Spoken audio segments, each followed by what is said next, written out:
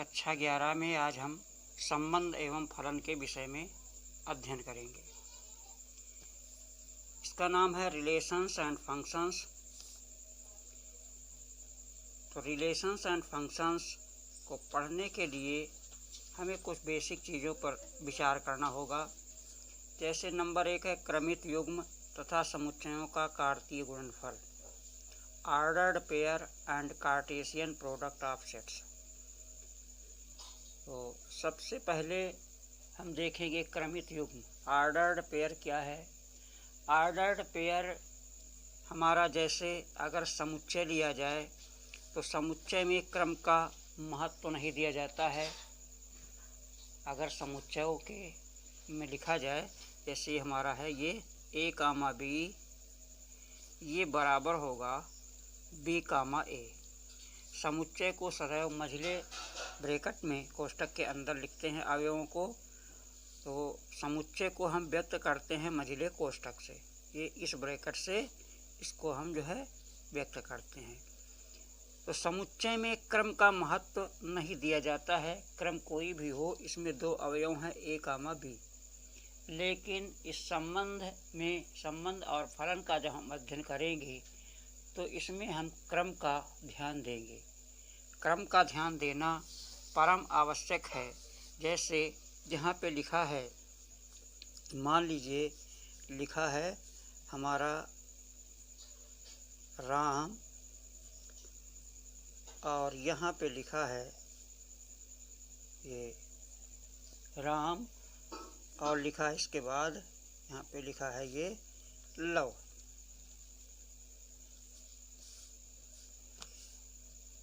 इसी प्रकार लिखा है रावण और मेघनाथ।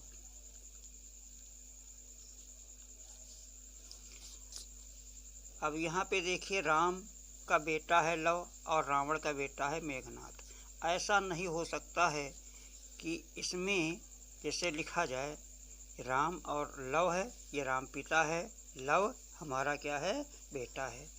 और दूसरा हमारा क्रमित युग्म क्या है, रावण है, ये पिता है, और ये मेघनाथ है।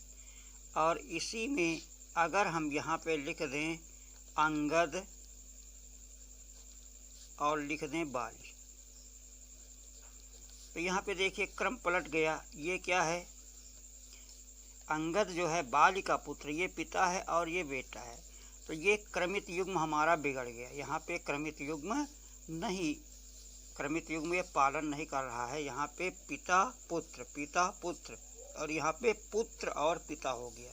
ये क्या है, ये है पिता है, ये पुत्र है, ये हमारा पिता है, और ये क्या है, पुत्र है। और यहाँ पे ये क्या हो गया, पुत्र हो गया, और ये क्या हो गया, पिता हो गया। यहाँ पे क्रम पलट गया। तो इस जो हमारा ब्रैकेट के अंदर जो दो अवयव लिखे हैं राम और लव, या दो ऑब्जेक्ट हैं राम और लव, तो इनमें एक संबंध है, पिता और पुत्र का संबंध है, पिता और पुत्र का संबंध है। तो इस क्रम को हम पलट नहीं सकते हैं। कहने का मतलब ये है राम कामा लव, ये हमारा बराबर नहीं होगा लव कामा राम, ये आपस में बराबर नहीं होंगे। क्यों नहीं होगा? इसमें जो है संबंध आपस में बदल जाते हैं। तो अब हम जो हमारा जो क्रमित युग्म है, ऑर्डर्ड पेयर है, इस ऑर्डर्ड पेयर की हम परिभाषा लिखेंगे। इसकी परिभाषा क्या है, परिभाषा ऑर्डर्ड पेयर की परिभाषा लिखेंगे। इसकी डेफिनीशन क्या है, जब दो वस्तुओं को किसी निश्चित क्रम में लिखा जाता है, जब दो वस्तुओं को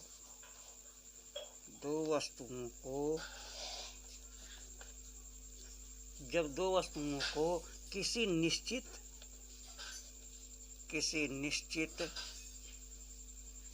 क्रम में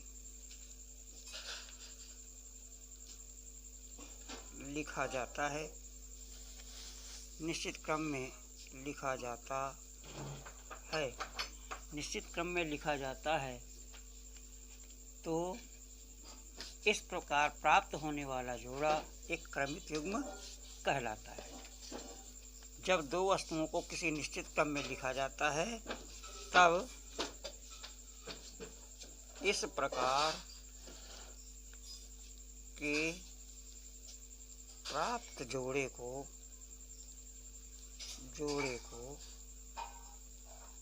क्रमित युग्म कहते हैं। क्रमित युग्म कहते हैं।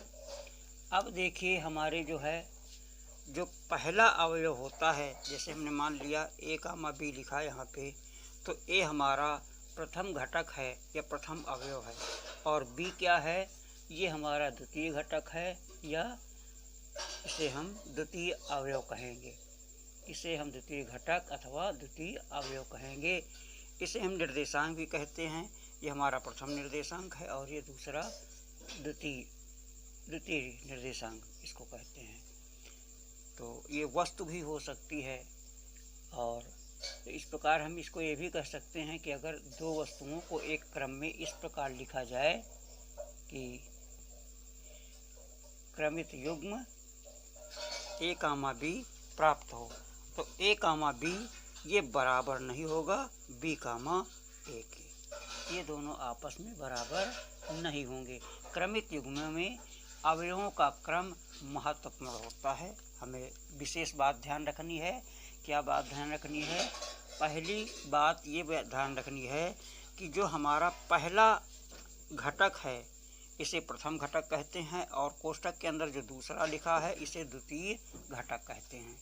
या पहले को प्रथम अवयव और दूसरे को द्वितीय अवयव कहते हैं। नंबर 2, दूसरी बात, इस बात का ध्यान रखा जाता है कि क्रमित युग्मों का क्रम महत्वपूर्ण होता है कि A comma B is not equal to B cross A. ये दूसरा हमारा, ये दूसरी इसके जो है इसमें ध्यान रखा जाता है। दूसरी बात ये क्रम महत्वपूर्ण है। अब इसके बाद होता है दो क्रमित युग्मों की समानता। दो क्रमित युग्मों की समानता पढ़ेंगे हम। दूसरा है दो क्रमित युग्मों की समानता। दो क्रमित युग्मों की समानता कैसे होती है? दो क्रमित युग्म बराबर होते हैं तब कब? Equality of two order pair. इसको क्या कहते हैं? इक्वलिटी ऑफ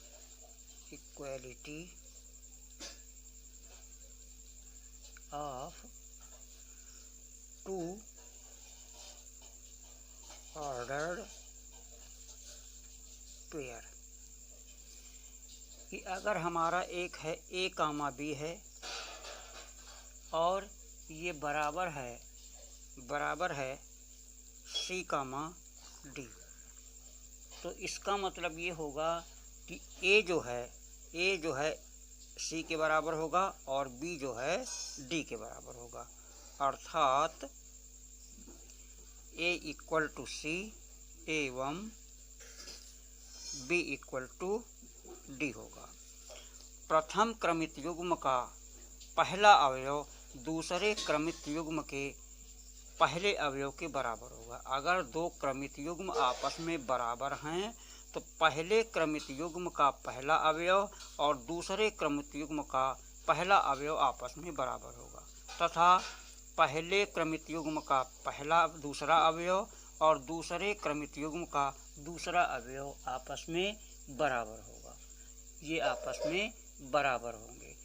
तो इसको हम इस प्रकार से लिखते हैं, अतः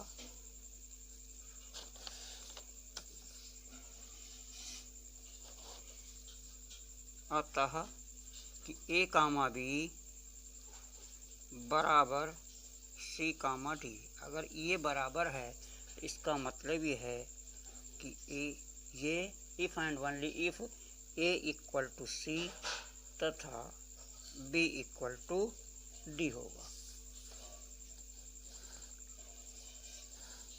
ये आपस में बराबर होंगे। अब आइए इसके बाद हम क्रमित युग्म का कार्तीय गुणनफल पढ़ेंगे। ये जो हमारा समुच्चयों का कार्तीय गुणनफल कैसे होता है मान लीजिए ये कार्तीय गुणनफल निकालना हमें, कार्तीय गुणनफल क्या लिखेंगे, दो समुच्चयों का, दो समुच्चयों का, यहाँ पे लिख दीजिए दो समुच्चयों का कार्तीय गुणनफल। हमने माना कि ए बराबर हमारा एक समुच्चय ए है जिसमें लिखा है 1 2 3 लिखा है, और दूसरा बी लिखा है जिसमें लिखा है ए बी सी डी लिखा है। इसमें ए क्रॉस बी हमें निकालना है, ए क्रॉस बी। ए और बी का कार्तीय गुणन करना है तो पहले हम लिखेंगे ए के अवयव 1 2 3 और क्रॉस प्रोडक्ट बी के लिखेंगे ए बी सी और डी। तो अब यहाँ से हम पहला अवयव, पहले समुच्चय का पहला अवयव लेंगे तो इसमें लिखेंगे मझले ब्रैकेट के अंदर, इस कोष्ठक के अंदर 1 कामा ए, ये हमारा पहला क्रमित युग्म बनेगा। और दूसरा फिर 1 कामा बी, फिर दूसरा बनेगा इसके बाद 1 कामा सी और 1 कामा डी। इस प्रकार ये हमारा बन जाएगा क्रमित युग्म। इसके बाद 1 के बाद 2 दूसरा लेंगे तो हो जाएगा 2 कामा ए, 2 कामा बी और 2 कामा सी तथा 2 कामा डी हो जाएगा। अब तीसरा हम लेंगे, 2 के बाद तीसरा लेंगे, तीसरा अवयव पहले का तीसरा अवयव, ये हो जाएगा 3 कामा ए और फिर 3 कामा बी, 3 कामा बी और 3 कामा सी, इसके बाद 3 कामा डी होगा। ये हमारा ऑर्डर्ड पेयर बना कार्तीय गुणनफल। अब देखिए इसमें अगर अवयवों की संख्या पूछी जाए, कार्तीय, ये जो हमारा कार्तीय गुणनफल है कार्टेशियन प्रोडक्ट, इसमें अवयवों की संख्या अगर पूछ दी जाए तो ये होता है नंबर ऑफ ए इक्वल, ये नंबर ऑफ ए और गुणित नंबर ऑफ ए। इसमें नंबर ऑफ ए कितना है, 3 है, और नंबर ऑफ बी कितना है, ये हमारा 1 2 3 4 है। तो कार्तीय गुणन जो हमारे जो ऑर्डर्ड पेयर हैं, क्रमित युग्मों की संख्या, इसे अगर हम P मान लें, इसको P मान लें, ये P है, और इसको मान लें ये हमारा, मान लीजिए ये Q है, ये P है और ये Q है, तो बराबर होता P इंटू Q। तो ये हो जाएगा 3 गुणित 4, ये हमारे कितने हो जाएंगे, 12। अब देखिए 12 क्रमित युग्म होंगे इसमें, 1 2 3 4 5 6 7 8 9 10 11 12 होगा। इसके बाद अगर इसमें हम भिन्न निकालें, बी क्रॉस ए निकालें, अगर हम यहाँ पे बी क्रॉस ए निकालें, देखिए बी क्रॉस ए, तो बी हमारा क्या हो जाएगा, ए बी सी डी, और क्रॉस इसका 1 2 3। तो यहाँ पे क्या लिखेंगे हम इसमें, तो पहले लिखेंगे ए, मझले ब्रैकेट के अंदर लिखेंगे A1 और फिर A2 A3 हो जाएगा।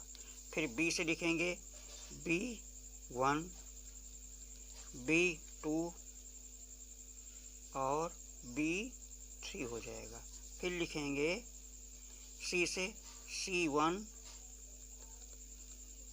C2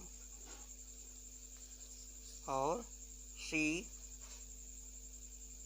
हो जाएगा, C3। इसके बाद फिर D से करेंगे तो हो जाएगा हमारा D1 और D2, इसके बाद D3। अब इसमें भी देखिए, इसमें भी 4 अवयव, इसमें 3 है, 4 3 12 क्रमित युग्म होने चाहिए। तो 1 2 3 4 5 6 7 8 9 10 11 12। अब यहाँ पे देखिए अगर एक क्रमित युग्म A और 1 लिया जाए, इसका मतलब A जो है ए हमारा किससे बिलोंग करता है, बी से बिलोंग करता है, तथा ये पहला अवयव पहले समुच्चय का अवयव होगा। पहला समुच्चय क्या है हमारा, बी है, और दूसरा अवयव 1 है, ये हमारा दूसरे समुच्चय का को बिलोंग करेगा, दूसरे का अवयव होगा, ए का अवयव होगा।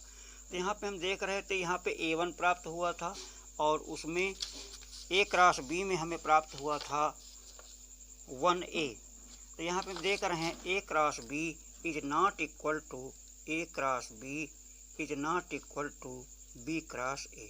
कार्तीय गुणन जो है इनका क्रम अगर बदल दिया जाए तो आपस में बराबर नहीं होते हैं। आज यहीं तक, इसके बाद फिर